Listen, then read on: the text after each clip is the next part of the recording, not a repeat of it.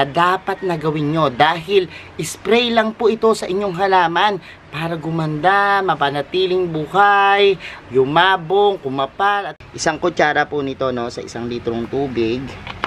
Yan. And yan. Crucial po nung panahon na ito para sa ating mga plants kasi ito yung time na talagang nag-root rot tapos nag-stem rot dahil yung fungus kumalat na po. Hello everyone! This is Hermes Sunapi ni Dino Park and Eco Garden and welcome back sa ating YouTube channel. And for today's video, garden tips na naman tayo. Ngayong panahon na to, meron akong ituturo sa inyo, no, na dapat na gawin nyo dahil spray lang po ito sa inyong halaman para gumanda, mapanatiling buhay, yumabong, kumapal, at kung ano-ano pa, no. Ang sinasabi ko po sa inyo ay gagawa tayo ng fungicide, no? Isang effective na fungicide na dapat ini-spray nyo po sa inyong garden sa panahon na nag-uulan na ganito dahil yan yung madalas mag-develop ng fungus, ano? At yan yung pumapatay sa ating mga halaman. At para makasurvive sila, meron ako ituturo sa inyo. Malalaman niya kung ano sa ating pagbalik. Kaya ako ready na kayo mga ka-MDP. Tutok lang po.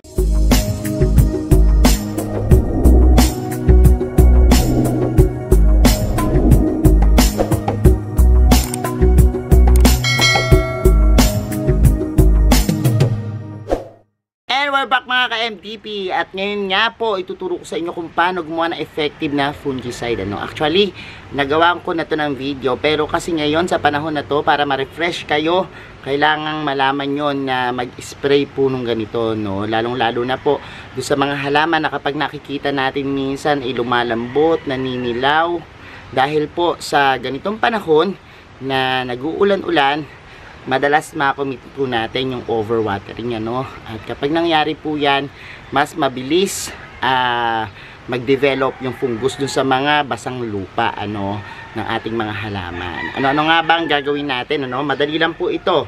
Kailangan nyo lang po ay yan, baking soda. Ihanda nyo po, ano. Makikita lang to lahat sa bahay. Syempre, itong mantika. Syempre, itong mantika, ano. Kailangan din po yan. At syempre, yung ating dishwashing.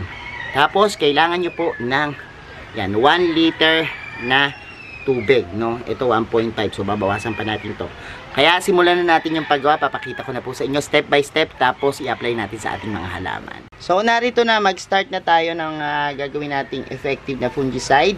Kailangan natin ng yan, 1 litro, no? Bawasan ko to ng konti. 1 liter ng tubig. Tapos, kailangan natin yung baking soda, no? 1 kutsara ang gagamitin natin. So, 1 spoon po ng baking soda. So, lagyan natin ito ng baking soda. O, ayan, nagbubuo-buo yung ating baking soda. So, ito yung baking soda. Lalagay lang natin yan. 1 kutsara po nito, no? Sa 1 litrong tubig. Yan. So, basically, yung ating baking soda, yun yung nagsisilbing fungicide, ano. Maganda po yan kasi nilalabanan din po kahit na po yung mga insekto, mga peste. Maganda po ang baking soda, no.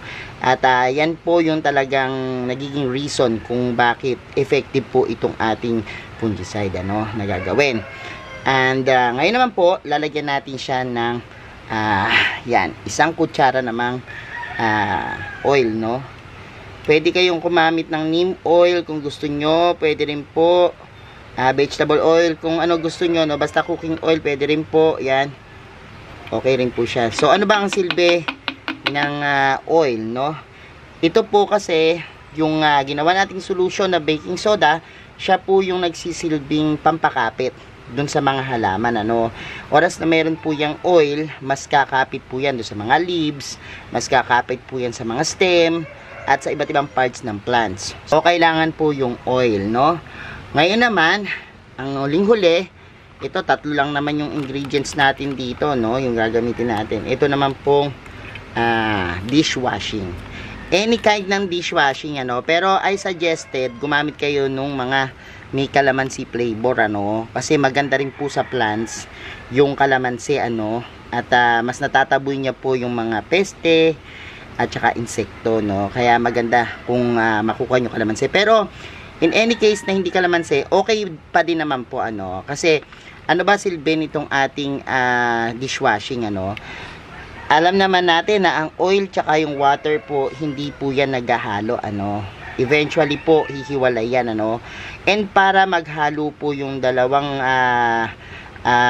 component natin na yan, yung oil tsaka yung ating solution, kailangan po nitong dishwashing, no, para mag-mix sila. So maglalagay tayo ng isang kutsara ng dishwashing ng yan, may calamansi flavor to, kaya maganda, no, mas maganda kung calamansi flavor. Lagay na natin siya dito.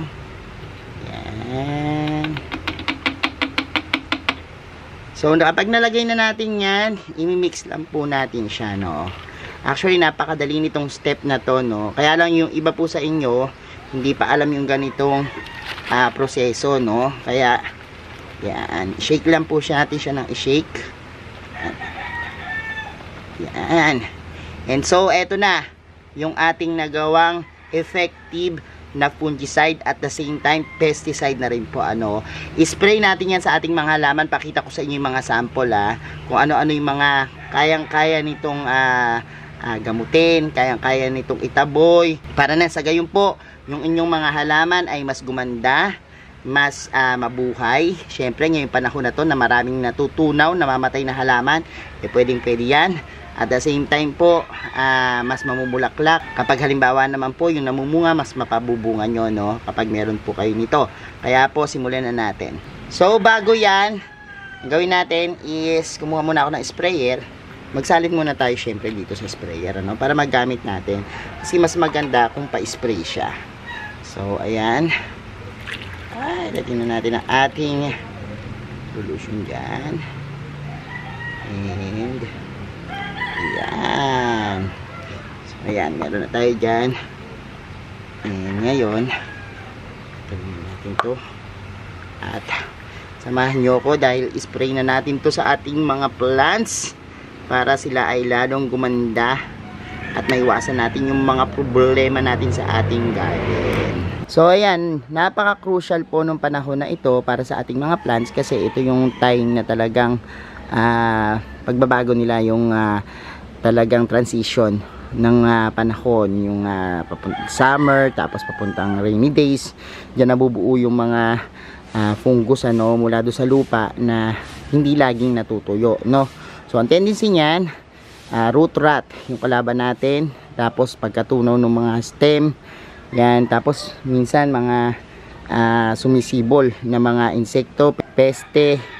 So yan yung mga nakikita natin, and para maiwasan yan, mag-spray na tayo. So ngayon nga po tag-ulan, sa mga succulents, ano, and even sa iba pang mga plants na kapamilya nito, yung mga ayaw na masyadong babad sa tubig. Ayan, papakita ko po sa inyo yung sample, ano. Itong jade, yan, kaya minsan hindi tayo nakakabuhay. Ayan po, kita nyo, look, yung kanyang lupa na fungus, no. Tapos eventually po, dahil nga po hindi natutuyo yung lupa niya, nakastay dyan yung tubig, ano, nag-root rot, tapos nag-stem rot dahil yung fungus kumalat na po, napunta na po yan doon sa mga stem, ganyan po yung nangyayari, tapos natutunaw, ano, ayan, o, kita nyo, black na black. So para maiwasan po yan, ano, make sure na yung inyong mga plants na ayaw ng matutubig, lagay nyo na po doon sa place na hindi sila makakapag-store ng tubig, ano, halimbawa sa lugar na safe sila dun sa ulanan, yeah, no. So tabi nyo na po dyan. Tapos para po makasigurado kayo na talagang walang mamumuo dyan ng mga fungus at peste, spray nyo po nitong ginawa nating solution, ano. So ganyan lang po, sprayan nyo siya, parang watering na rin po sa kanya yan, ano. Yan, mag-spray kayo sa mga leaves din. And ayan, para po protection niya na rin po yan, ano. Nang sa gayon po, naiwasan natin yung pagkalat ng mga fungus na nagiging sanhi para sila ay mabulok. So yan po. And kapag na-commit nyo po yan, yung ganyang sitwasyon, magpalit na po kayo ng lupa, ano. Kasi Kung pwede rin lang naman at talagang meron kayong time, pagkakataon na magpalit ng lupa, mag-repotting na po kayo, no? Tapos sabayan nyo po ng pag-spray dito sa inyong mga halaman. Tapos po kung halimbawa meron kayong mapansin naman katulad po nito, yan, ito yung sinasabi ko sa inyo, no?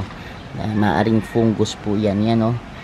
Yan, yung naninilaw-nilaw na yan, ikat nyo na po yan, ano? Tanggalin nyo na yan. Tapos mag-spray din po kayo, no? Katulad nito, may mga sakit yan, no? Sakit ng halaman, plant diseases na dapat buksain, kaya dapat spray na rin po tayo. Yung mga mapuputi po sa halaman yan, yung mga aphids, mealybugs, yan, maaari nyo rin po yung sprayan, ano, nitong ating ginawang solution. Makikita nyo po yan, malakas makapagpabago, no?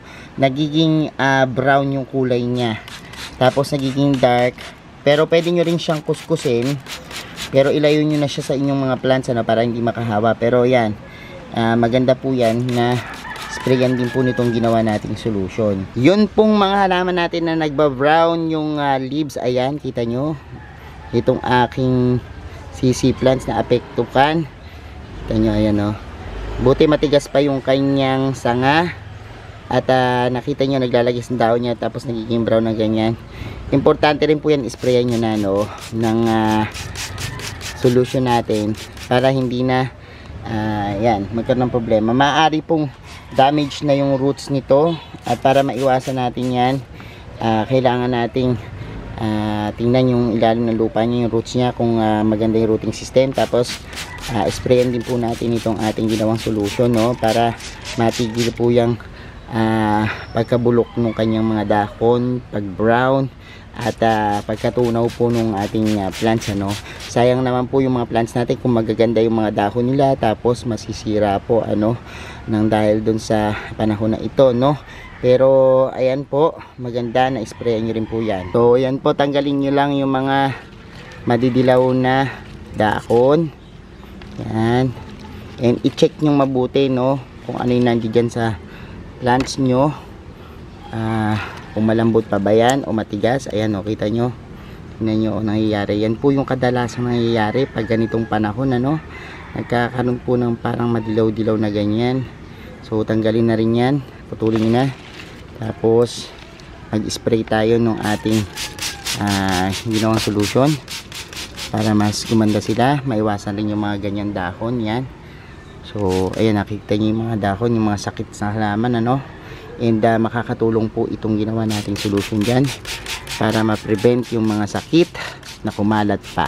So eto po yung isa nating yan, cactus ako na fungus na rin yan, ano. Overwatering din yan, kailangan at check nyo mabuti kung yung inyong mga halaman ay nasa tamang posisyon, ano. Kapag halimbawang ganitong panahon, make sure na i-safe na sila sa tamang lagyan, tapos mag-spray din po kayo nito, no, dahil maaari pong yung mga nililipat nating halaman, yan, mayroong mga fungus, yung halimbawang eto, yung baby niya na pwede nating ilipat, maaring makahawa yan sa ibang plants. Kaya dapat kung maglilipat din kayo ng mga plants, mag-spray din po kayo nito, no. Sa mga slow grower na plants, maganda rin po yan, ano. At yan, pwede nyo spray yan. Na-encourage din po yung paglaki ng inyong mga halaman, no. Sa mga dahon po na yan, kinakain ng iba't ibang insekto, pwede nyo po yung i-spray. Sa inyo din pong mga gulay, ano, pwede nyo po yung spray, lalo na po yung gulay nyo na talaga naman gusto nyo mamunga kagad, and para makapag buo siya ng maraming bulaklak at mamunga, sa tulad po ng mga talong, kamatis, yan, sile, pwede po yung spray, ano, sa inyong plants para po gumanda at mas marami ang mabunga nila. So kailan ba dapat mag-spray nito, no? Every 15 days po pwede kayong mag-spray niyan. Pwedeng twice a month, ano, yung pag-spray nito. Pero kung malala na po yung sitwasyon sa inyong garden, pwede kayo ng yan, once a week, no, mag-spray po nito. So bibilang kayo ng 7 araw pagkatapos nyo mag-spray, pag sa tingin nyo, ganun pa rin yung sitwasyon sa garden nyo, sa inyong mga plants, yan, mag-spray pa din po kayo, no? At anong oras ba yung magandang pag-i-spray nitong ating solution? Dahil po ito ay may yung baking soda, no? May mga halaman po na sensitive yung dahon nila sa mga ganitong components. Kaya naman po sinasuggest ko na mag-spray kayo around 5 PM po, yung talagang hapon na. Paggabi po, minsan sa gabi po pwede kayong mag-spray nito. At yan, para kataon po, yung magdamag na lilipas, tuyo na po yung kanyang mga dahon, or yung kanyang mga stem. At pag sumikat na po yung araw, kung halimbawa sisikat ang araw sa kinabukasan, safe na po yung inyong plants, at hindi po masunog. Kasi po yan yung karaniwang mistakes, kapag nag-spray, kahit po umaga, katiri ka ng araw, nag-i-spray po ng mga ganito nating solution, Ang nangyayari po sa kanila, maaari pong yung inyong halaman ay maging komplikado doon po sa pagsikat ng araw, doon sa mainit na sikat ng araw. Kaya po make sure na kapag nag-spray po kayo nito, matuyo overnight, yung inyong dahon, yung inyong plants, At yan po yung tamang oras ng pagdilig nito. So ayan mga ka-MDP, napanood nyo na yung ating vlog at nalaman nyo na po kung paano gumawa ng effective na fungicide, pesticide, insecticide na napakasimple lang po, simple garden tips po yan na I'm sure makakatulong po sa inyo, At thank you so much sa inyong panonood mga ka-MDP. Sa mga hindi pa po nagsasubscribe sa ating YouTube channel, kung bet na bet nyo po ganitong usapan, plants and gardening, at syempre iba't ibang garden tips, ay mag-subscribe na po kayo. Huwag nyo pong kalimutang i-hit yung notification bell para laging updated sa aming latest uploads, pati po sa iba't iba nating social media accounts, sa ating TikTok, Instagram, Facebook pages. Search lang po Hermy Sunaho or Mini Dino Park and Eco Garden, makikita nyo na yan. Salamat ng maraming mga ka-MDP, and this is Hermy Sunaho, nagsasabi sa inyo ng happy planting. Bye!